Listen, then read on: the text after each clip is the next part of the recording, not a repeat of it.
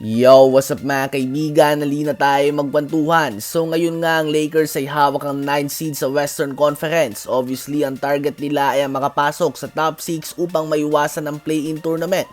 Sa mata ng iba ay upang maiwasan din ang Denver Nuggets. Ngunit sa ngayon nga ay pwede pa din malagay ang Denver sa 3rd seed ng West na kamatchup ng number 6 kung sakali sa first round.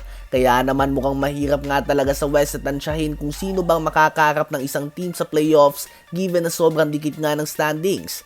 Ang 9 seed Lakers ay may record na 45 wins and 34 losses, habang 6 seed Phoenix Suns naman ay may record na 46 wins and 32 losses. In order for Lakers to reach the 6th seed, una sa lahat ay kailangan nilang may panalo ang lahat ng natitirang games sila laban sa Warriors, Memphis Grizzlies at New Orleans Pelicans. At kung magagawa nila ito ay aasa naman sila na matalo ang Phoenix Suns ng at least 2 beses. Ang Suns nga ay may 4 games remaining pa sa kanilang schedule at yan nga ay laban sa Los Angeles Clippers. 2 beses sila itong makakarap sa back-to-back nights. Masusundan niya ng Sacramento Kings na hindi din nalalayo sa kanila sa standings at ang Minnesota Timberwolves. Madalas nga na magkaribal ang mga fans ng dalawang LA teams, ngunit sa ngayon nga ay mukhang magsasanib pwersa muna ang dalawang fanbase na ito. Ang Clippers nga ay hindi din pwede mag-relax dahil 2 game lang naman ang agwat nila laban sa Dallas Mavericks. Kapag natalo nga sila dito at napanalo ng Mavs ang lahat ng game sila,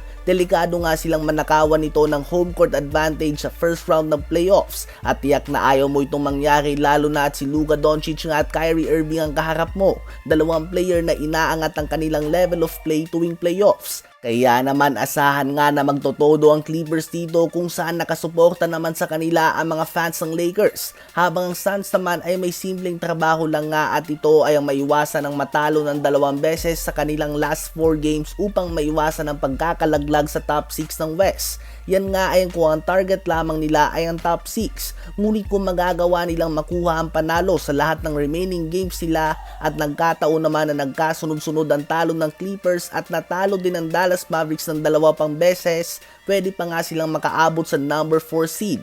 Ngunit hindi nga ito very likely. Ang sa ngayon na realistic talaga na maabot ng Suns ay ang number 5 seed, which is debatable pa para sa mga fans. Para nga sa iba ay mas gugustuhin pa nila na makamatchup ng kanilang team ang batang team ng OKC Thunder kaysa sa veteran team ng Los Angeles Clippers. Ngunit kapag umangat nga ang Suns sa 4th or even 5th seed, it will be very unlikely na makapasok pa sa top 6 ang isa sa Lakers, Kings o Pelicans dahil magpapalitan na lang nga ng pwesto ang 4, 5 and 6 ang Suns, Clippers at Mavs. Ngunit inaasahan na nga ng Mavs at Clippers na maghaharap sa 4 and 5 matchup sa first round ng playoffs. Ano ba masasabi nyo tungkol dito?